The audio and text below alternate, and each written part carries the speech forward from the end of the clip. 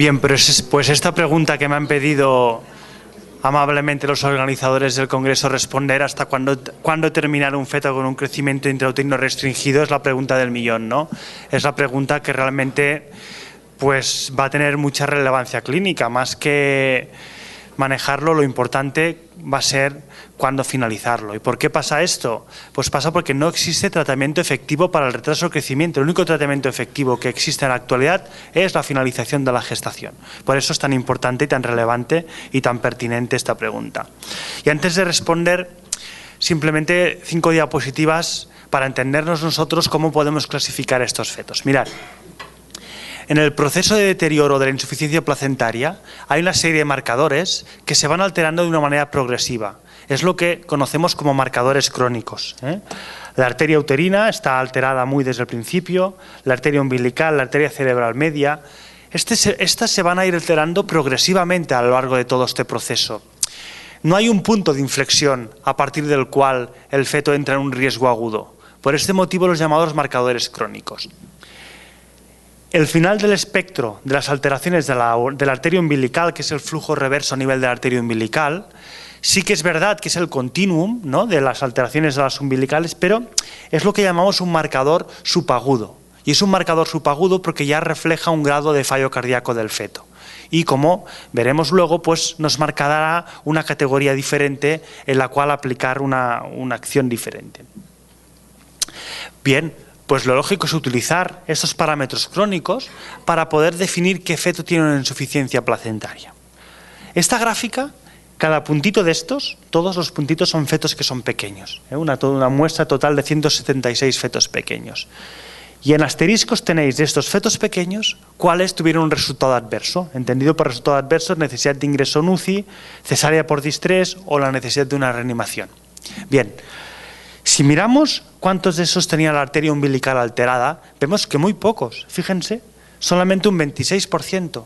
Por lo tanto, tasa de detección de resultado adverso en los fetos pequeños de la arteria umbilical, 26%. Con lo cual ya vemos que este es insuficiente para poder discriminar un primer grupo de fetos que tengan insuficiencia placentaria. Mirad qué pasa si además sombreamos los que tenían una arteria cerebral patológica.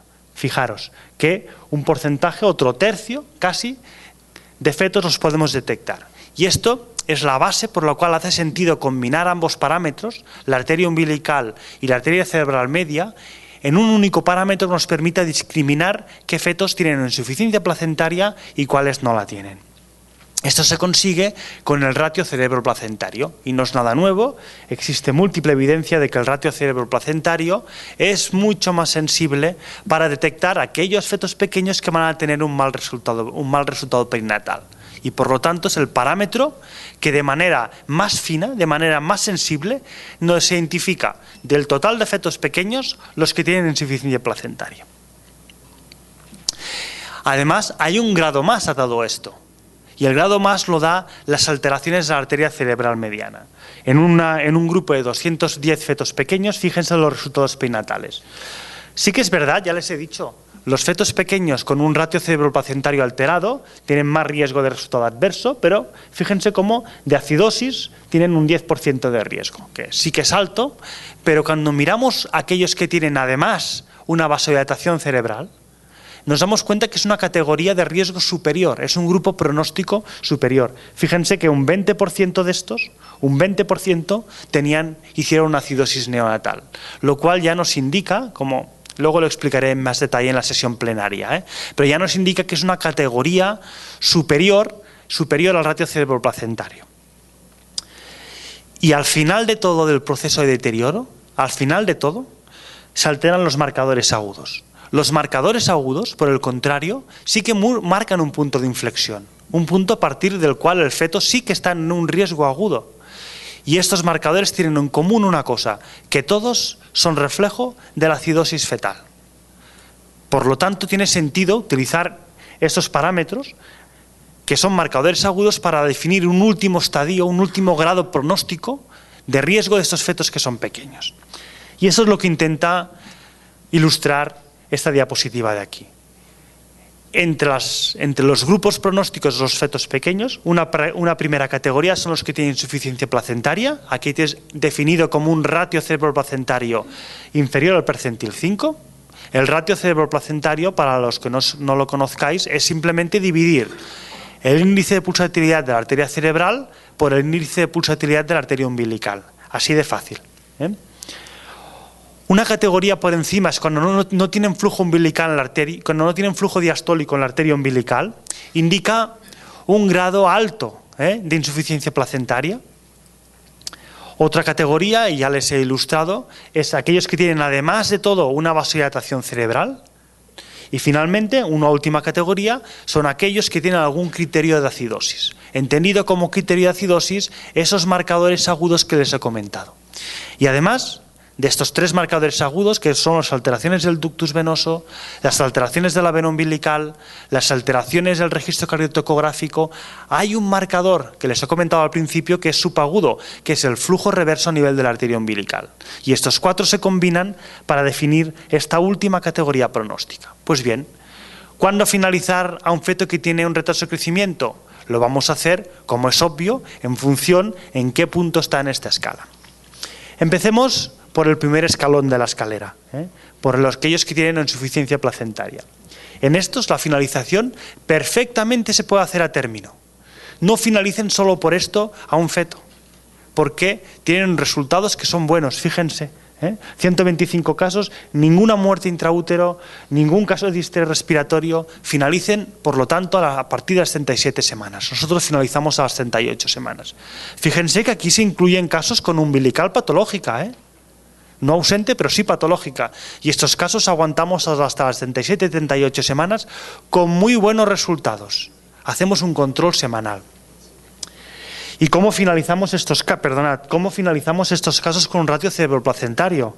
Pues de nuevo nos ha dado la respuesta mirar este estudio.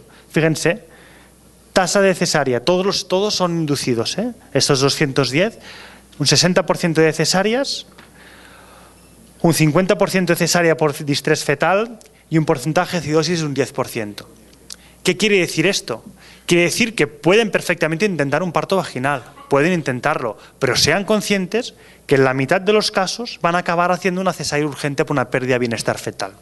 Si eso en vuestro medio no es ningún problema, porque tienen un quirófano al lado, porque no les implica mucho montaje tener que hacer una cesárea, pues bueno, perfectamente pueden intentarlo. Nosotros lo cierto es que lo intentamos, un parto vaginal en estos casos. Pero si vuestra realidad clínica es muy diferente, que para hacer la cesárea tienen que avisar a un anestesista que está localizable en casa o tienen que trasladar a la mujer a un quirófano, es también perfectamente razonable de entrada en estas pacientes hacer una cesárea electiva. Vamos al siguiente grupo, aquellos que tienen un flujo ausente de la arteria umbilical. En estos, la mayoría de centros europeos finalizan las 34 semanas. Es una edad gestacional razonable en la cual finalizar. Nosotros, en los que hemos tenido, es una categoría rara de ver, porque que tengan flujo ausente y no tengan vasodilatación es rara de ver. Nosotros con series de casi más de 300 casos solamente tenemos 59 en esta categoría, que tienen un flujo ausente en la arteria umbilical, pero una cerebral no vasodilatada. Y en estos finalizamos a las 34 semanas, como ven también con muy buenos resultados. Ninguna muerte intraparto. Al principio se te hace raro aguantar un feto con un flujo ausente a las 31, 32, 33, pero llega un momento, si lo ponéis en práctica, que vas adquiriendo tolerancia a la situación y dejas de sufrir. Y los resultados prenatales son buenos y nuestra experiencia pues me permite así reforzarlo. Nosotros hacemos una cesárea electiva.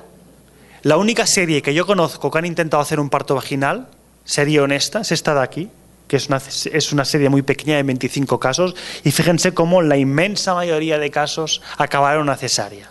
Con lo cual, parece razonable en estos casos hacer una cesárea electiva a las 34 semanas. Un siguiente escalón, el penúltimo, es cuando tienen ya signos de vasodilatación cerebral.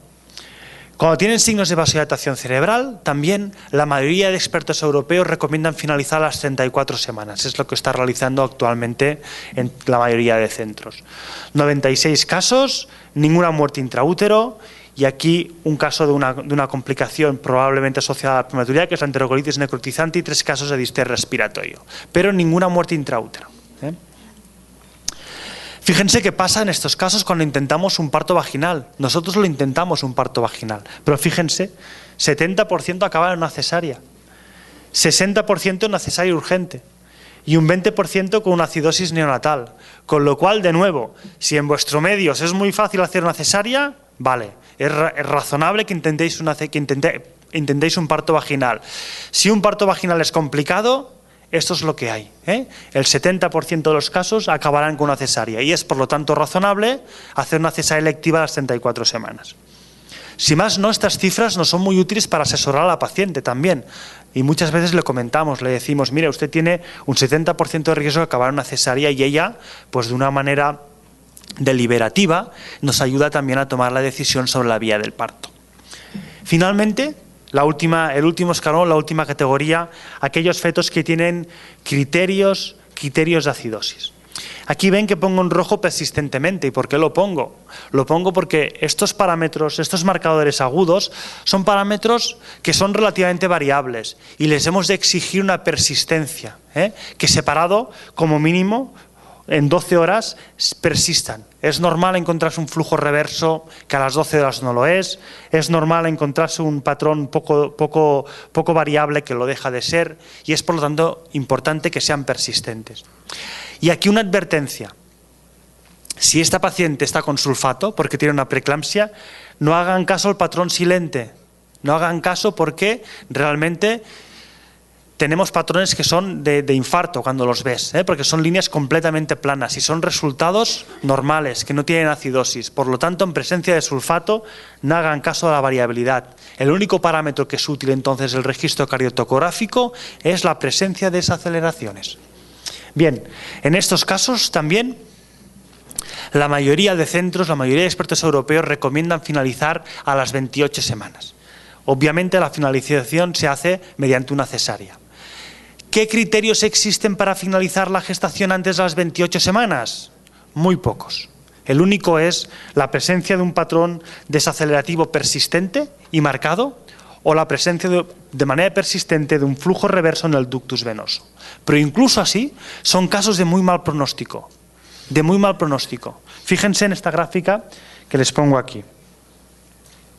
Esto es los casos, esto es la supervivencia intacta, es decir, sin secuela neurológica grave en los prematuros no pequeños y en los prematuros pequeños. Fíjense que no es hasta las 27, 28 semanas que el 50% nacen sin una secuela. Es decir, el criterio de viabilidad se entendía siempre que eran las 25 semanas porque es el momento en el cual el 50% de los fetos sobreviven sin secuelas. Si el feto tiene un CIR, esto no pasa hasta las 27 y 28 semanas. O dicho de otra manera, un feto de menos de 28 semanas, si es un CIR, es un feto periviable. Y es razonable en estos casos explicarle a los padres la situación y de manera también deliberativa, muchos padres optan por tomar una conducta expectante antes de las 28 semanas y esperar pues, que el feto se muera intraútero. Y eso es una conducta éticamente razonable. Con estos números, estos son una unidad de cuidados intensivos en Europa. ¿De acuerdo? Cada lugar ha de hacer una introspección y mirar cuáles son sus resultados en los prematuros extremos y tomar decisiones del punto de periviabilidad en función de sus resultados. Pero les advierto que cuando lo miren se van a tomar la sorpresa de que realmente los resultados son resultados malos en estos fetos. Bien, en la mayoría de casos nosotros, en este estadio que hay acidosis, finalizamos por alteración de los flujos venosos. ¿Por qué? Porque toleramos muy bien las alteraciones del registro cardiotocográfico. Casi no hacemos caso de la variabilidad, solamente cuando es silente y cuando no tiene sulfato, y realmente exigimos que sea un patrón marcadamente desacelerativo, no eso que te haga una desaceleración cada media hora ni cada hora, no, marcadamente desacelerativo, un mínimo de 3 desaceleraciones en media hora. Solamente utilizamos este criterio. Obviamente, en muchos casos hemos tenido que finalizar, ¿por qué? Por una preeclampsia complicada. Les decía antes que la preeclampsia precoz casi invariablemente se asocia a CIR y muchas veces la decisión de finalizar el embarazo la tenemos que tomar por la madre. Bien, y esto es lo que les quería comentar, los diferentes puntos de corte de finalización.